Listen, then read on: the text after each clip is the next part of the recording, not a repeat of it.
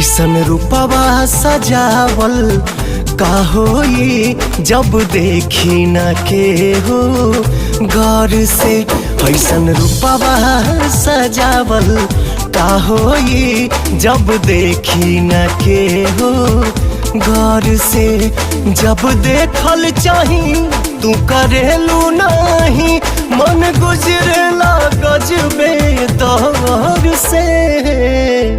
तू हर कजरा लगावल का होई जब देखी न के हो गौर से। ऐसन रूपवा सजावल का होई जब देखी न के हो गौर से।